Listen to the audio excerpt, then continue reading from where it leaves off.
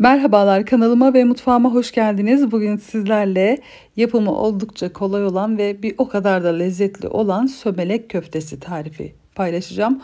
Umarım tarifi ve videomu beğenirsiniz. Buyurun videoya geçelim. İyi seyirler dilerim.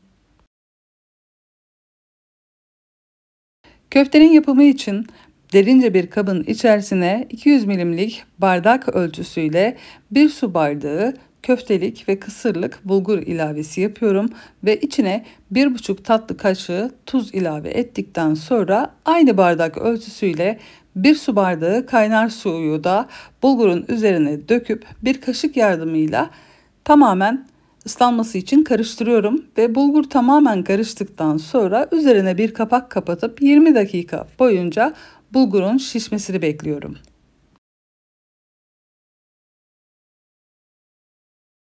20 dakikanın sonunda bulgur tamamen şişmişti ve artık tamamen şişen, kabaran bulgurumuzu bir kaşık yardımıyla güzelce karıştırıyoruz.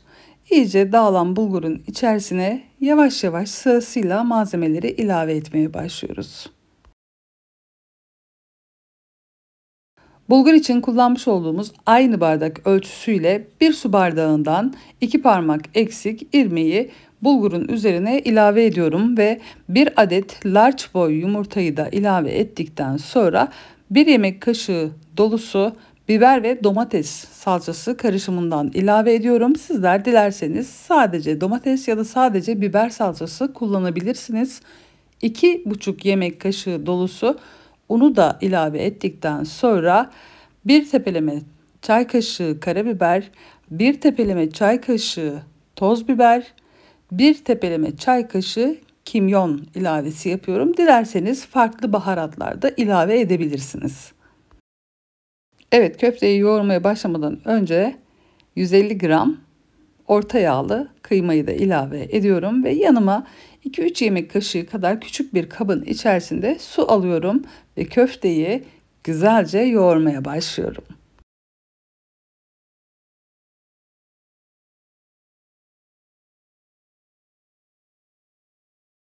Köfte tamamen bütün malzemeleriyle bir bütün olana kadar, hamur gibi birbirini tutana kadar yoğurmaya devam ediyoruz. Yaklaşık 15 dakika boyunca ara ara yoğurdum ve bütün bir hale geldiği zaman bakın bu şekilde malzemeler tamamen birbirini tuttuğu zaman artık yoğurmayı bırakıp şekil vermeye başlıyorum.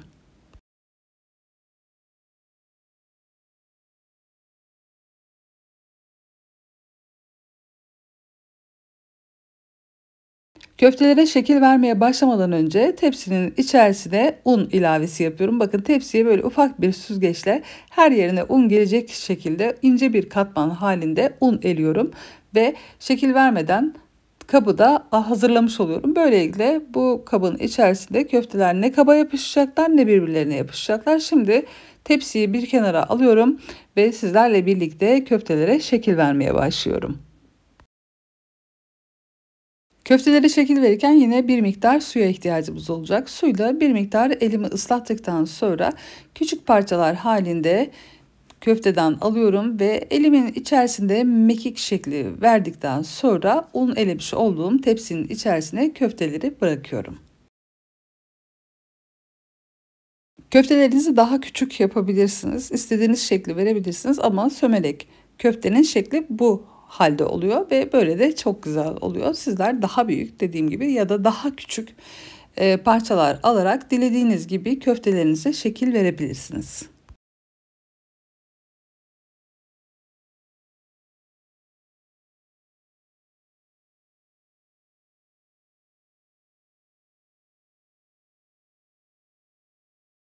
Evet, köftelerin tamamına şekil verdim. Şimdi olduğu yerde tepside biraz sallıyorum ve tepsiye yapışmadığından emin olduktan sonra fazla unlarından kurtulmak için şöyle elimin içerisinde köftelerin şekline zarar vermeden fazla unlarını temizliyorum ve başka bir kabın içerisine aktardıktan sonra ocağa su alıyorum. Ocakta şu an bir tencere su kaynamakta. Köfteleri bekliyor. Sizler de köftelerinizi bu şekilde fazla unundan ayırırken mutlaka ocağa suyunuzu hazır edin ve kaynamaya bırakın. Köfteleri fazla unundan ayırdım ve bu arada da ocağa almış olduğum su kaynamaya başladı. Bu suyun içerisine 1 yemek kaşığına yakın tuz ilavesi yapıyorum ve 1-2 yemek kaşığı da ayçiçek yağı ilave ettikten sonra içine çok az limon sıkıyorum. Limon mutlaka sıkarım bu tarz yemeklerde, çünkü ne kadar iyi yoğurursanız yoğurun bazen aksilik olabiliyor ve köfteler dağılabiliyor. Limon köftelerin dağılmasını engelliyor. Sömerek köfteleri haşlamaya yollamadan önce yine tepsiyi şöyle bir sallıyorum. Belki yapışabilir. O yüzden mutlaka sizler de suyu atmadan önce şöyle bir tepsinizi sallayın. Şimdi kaynamakta olan suyun içerisine 2 defa da köfteleri ilave ediyorum. 2 seferde kısık ateşte köfteleri yaklaşık 10 dakika kadar pişiriyorum. Köfteler ilk önce zeminde olacaklar ve pişmeye başladıkları zaman suyun yüzeyine çıkmaya başlayacaklar. Bu şekilde zaten köftelerinizin piştiğini rahatlıkla anlayabilirsiniz. Köftelerin yarısını suya ilave ettikten sonra tabana yapışmasın diye şöyle hafif bir karıştırıyorum. Mutlaka bunu yapın ki hafif unlu olduğu için tabana yapışabilirler. Şöyle köftelere zarar vermeden dipten alarak kevgir yardımıyla köfteleri ilk defa bir karıştırın. Daha sonrasında sürekli karıştırmaya gerek yok. Evet, dibine yapışmasını engelledim ve şimdi pişmeye bırakıyorum. 8 dakikanın sonunda köfteler piştiler ve suyun yüzeyine çıkmaya başladılar. Şimdi köfteleri bir kevgir yardımıyla bir tabağa transfer ediyorum ve tepside bekleyen diğer köfteleri haşlamaya başlıyorum.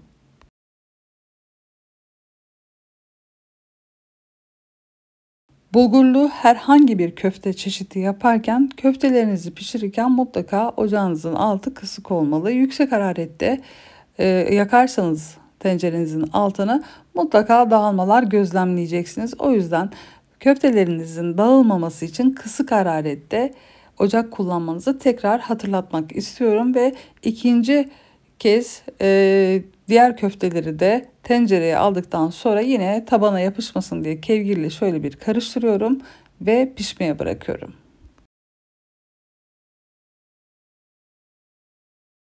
Evet, köftelerin tamamı pişti. Şimdi bu köfteleri de tencereden tabağa transfer ediyorum ve ocağın altını kapatıp sosunu da kullanmak üzere bir kenara kaldırdıktan sonra köftelerimizi lezzetlendirecek olan salçalı sosu hazırlamaya başlıyorum.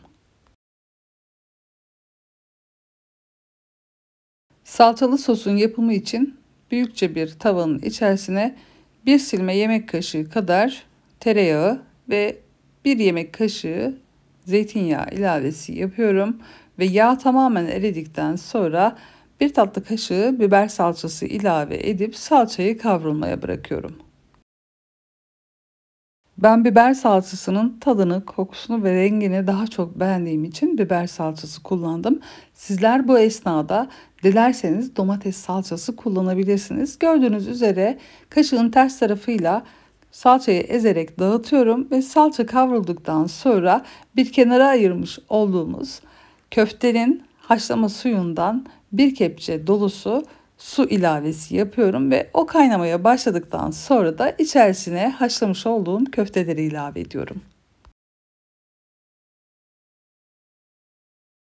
Köfteleri ilave ettikten sonra çok dikkatli bir şekilde karıştırıyorum. Yaklaşık 1-2 dakika kadar bu şekilde sosuyla birlikte pişireceğim ve karıştırırken mümkün mertebe dikkatli ve nazik hareketlerle, kibar hareketlerle karıştıracağım ki köfteler haşlarken dağılmadılar, kavururken, lezzetlendirirken de dağılmamasına özen gösterelim. Gördüğünüz üzere yavaş yavaş narin hareketlerle köfteleri karıştırıyorum ve 2 dakika kadar sosundan lezzet alsın diye kaynatıyorum.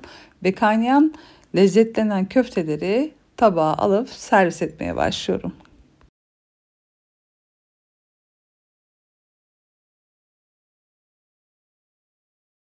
Köfteleri tabağa aldıktan sonra üzerine 4 yemek kaşığı dolusu yoğurdu çırpıp içine de 1-2 diş sarımsak ekledikten sonra lezzetlendirip böyle köftelerin tam ortasına döküyorum ve üstüne kırmızı biberle lezzetlendirdiğim tereyağından da kaşık yardımıyla ilave ediyorum. Hem görsel hem de lezzet katmış oluyorum ve en üstüne maydanoz doğrayarak minik minik parçalayarak daha da güzel ve lezzetli hale getiriyorum.